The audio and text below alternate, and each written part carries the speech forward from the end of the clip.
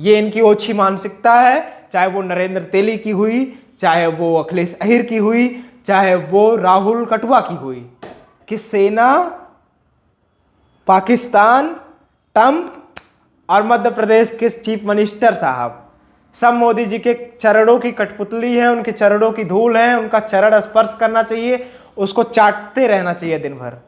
बिल्कुल नहीं शर्माते देश में जात पूछने वाले, और जात लगातार पूछी जा रही है इस देश में। कोई जाति सैनिकों की पूछ रहा है तो कोई जाति आपकी पूछ रहा है। आपसे औचित्य सिर्फ आप, यानी कि जो हमें देख रहे हैं उनसे, या देश के 140 करोड़ लोगों से, सब जाति पूछ रहे हैं। पक्ष हो, विपक्ष हो या मौजूद कोई भी दल जो कि अपने आप को एक सकारात्मक राजनीतिज्ञ मानते हैं वो भी, और जो अपने आप को एक जाति वर्धक राजनीतिज्ञ मानते हैं वो भी। मैं इस बात का बिल्कुल खंडन नहीं करना चाहता कि जाति जरूरी नहीं है। जाति जरूरी है उनके लिए, क्योंकि अगर जाति जरूरी नहीं रहेगी तो वोट कहाँ से मिलेगा? वोट के साथ साथ भ्रष्टाचार करके नोट कहाँ से मिलेगा? जाति इसलिए भी जरूरी है क्योंकि वो बांटेंगे कैसे लोगों को, और जब ये सारे काम करेंगे तो इसमें जो एक मुख्य भूमिका और जो एक बड़ी भूमिका निभाएगी, एक नारा निभाएगा, एक शब्दावली निभाएगी, वो जाति पूछकर निभाई जाएगी। और इसको पक्ष और विपक्ष दोनों कर रहे हैं, पूरी निष्ठा और पूरे प्रेम भाव के साथ कर रहे हैं। लेकिन कुछ लच्चू चमचों को जब जाति पूछ लो तो मिर्ची लगने लगती है। जब मैंने बताया कि नरेंद्र मोदी जी की जाति तेली है तो कुछ लोगों को मिर्ची लग रही है। राहुल गांधी की जाति और उनका धर्म जब इस्लाम बताया और कटुआ बताया उनको, तो लोगों को मिर्ची लग रही है।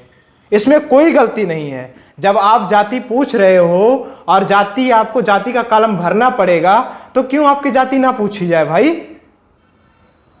आप सारे राजनीतिक दल के लोग मिलकर जाति की बात कर रहे हैं ना, तो आपकी जाति क्यों नहीं पूछी जानी चाहिए?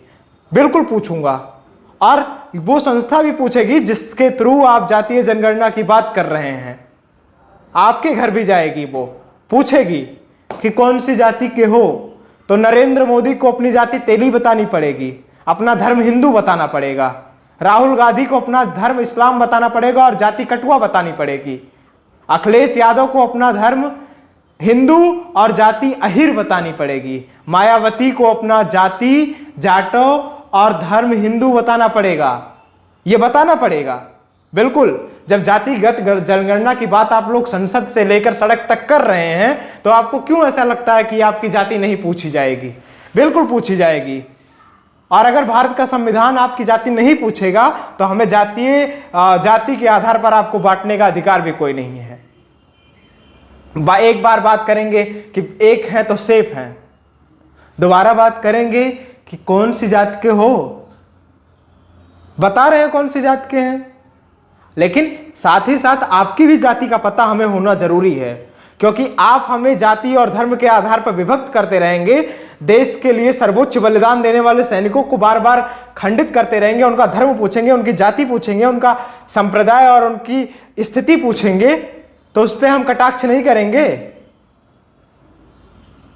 कभी कोई मध्य प्रदेश का भाजपा का पागल मंत्री पूछ रहा है कि कौन से धर्म की थी उनके आतंकवादियों की बहन को भेजकर, यानी कि एक सैनिक को आप आतंकवादी बता दे रहे हो सीधा।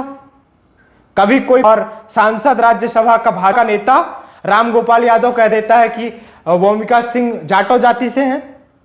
भारती जी जो सेना के प्रमुखता के साथ रहे, सेना में प्रमुखता के साथ रहे और ऑपरेशन सिंदूर में भूमिका अदा की, उनको आपने यादव बता दिया और पीडीए का नारा देने लगे।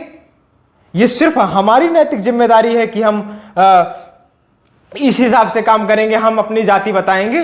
ये तो आपकी भी नैतिक जिम्मेदारी है ना कि आप भी जाति बताएंगे। अगर बटेंगे हम तो बटेंगे आप भी ना। और जातीय जनगणना का आधार क्या होगा, इसमें पारदर्शिता कितनी होगी, ये तो अलग तथ्य है, और इसको जातीय जनगणना जब हो जाएगी उसके बाद मैं आपको बताऊंगा। लेकिन ये जो मूल्यांकन हो रहा है जातीय आधार पर लोगों का, ये एक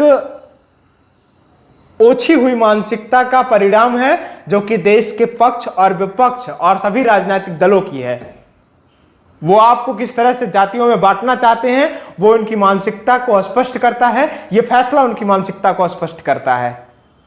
आपको एक घटना याद होगी, संसद के पिछले सत्र में जब सत्ताधीश्वरों ने शपथ ली थी, उसके बाद जो सेशन चला था संसद का, लोकसभा का, उसमें अखिलेश यादव और भाजपा नेता की लड़ाई हो गई थी। लड़ाई इस बात से हुई थी कि उन्होंने पूछ लिया था अनुराग ठाकुर ने कौन सी जाति के हो राहुल गांधी से, तो अखिलेश यादव तनके आके खड़े हो गए, अरे जाति कैसे पूछ ली, जाति कैसे पूछ ली। और हर मंच से अखिलेश यादव किसी भी पत्रकार को, अगर ब्राह्मण पत्रकार होता है तो उससे पूछते हैं, अरे मिश्रा जी, अरे पांडे जी, अरे शर्मा जी, तभी हो, पीडीए नहीं हो इसीलिए आए हो यहाँ। और जब राजनीतिक लाभ साधना होता है तो पीडीए की बात करने लगते हैं। इनकी कुपोषित मानसिकता का आकलन आप इस प्रकार से भी कर सकते हैं कि ये बार बार जब नारे बदलते हैं और उसका औचित्य बदल देते हैं, उसकी अवधारणा बदल देते हैं, उसका परिप्रेक्ष्य और उसका परिदृश्य बदलने की कोशिश करते रहते हैं, तो इनकी अवधारणा स्पष्ट हो जाती है। अब भाजपाइयों पर आ जाते हैं। मध्य प्रदेश के डिप्टी सीएम ने जो बयान दिया है वो ये है कि सेना, पाकिस्तान, ट्रंप और मध्य प्रदेश के चीफ मिनिस्टर साहब सब मोदी जी के चरणों की कठपुतली है, उनके चरणों की धूल है, उनका चरण स्पर्श करना चाहिए, उसको चाटते रहना चाहिए दिन भर। अब ये चाटने की प्रक्रिया कब तक शुरू होगी और वो डिप्टी सीएम साहब चाटते रहते हैं कि नहीं, ये तो हमें नहीं पता। लेकिन एक बात जो स्पष्ट है वो ये है कि उन्होंने सैनिकों का अपमान किया है। अब इस पर कोई न्यायालय स्वतः संज्ञान क्यों नहीं ले रहा है? राम गोपाल यादव जो कि देश की बिटिया को एक जाति के आधार पर विभक्त कर रहे हैं, देश की सैनिकों को एक जाति के आधार पर विभक्त कर रहे हैं, देश की सैन्य ताकत कम कर रहे हैं, देश की क्षमता को कम कर रहे हैं, राष्ट्रीय सुरक्षा और देश हित के साथ खेल रहे हैं, उन पर कब कार्रवाई होगी? कोर्ट कब स्वतः संज्ञान लेकर उन पर केस करेगा? क्या अभी कोई इतना बड़ा राष्ट्रधर्मी व्यक्ति नहीं है जो उन पर केस कर सके? और क्या समाजवादी पार्टी जो अभी तक भाजपा के मंत्री के बोलने पर चप्पल लेकर अपना माथा पीट रही थी, अब उसको नहीं दिख रहा है कि रामगोपाल यादव ने क्या बोला है? उस पर कार्रवाई नहीं होनी चाहिए? ये एक बहुत सोची समझी साजिश है सभी राजनीतिक दलों को आपको बांटकर वोट बैंक साधने की। और अगर आप बटेंगे नहीं तो वोट बैंक मिलेगा कैसे? ये इनकी ओछी मानसिकता है, चाहे वो नरेंद्र तेली की हुई, चाहे वो अखिलेश अहिर की हुई, चाहे वो राहुल कटवा की हुई। ऐसी क्षुद्र मानसिकता पर क्या किया जा सकता है उसके विषय में भी मेरा ज्ञानवर्धन कीजिए, क्योंकि ये देश की जो राजनीति है, विखंडन करने वाले देश को, इस पर कटाक्ष तो होना ही चाहिए, इस पर रोक भी लगनी चाहिए।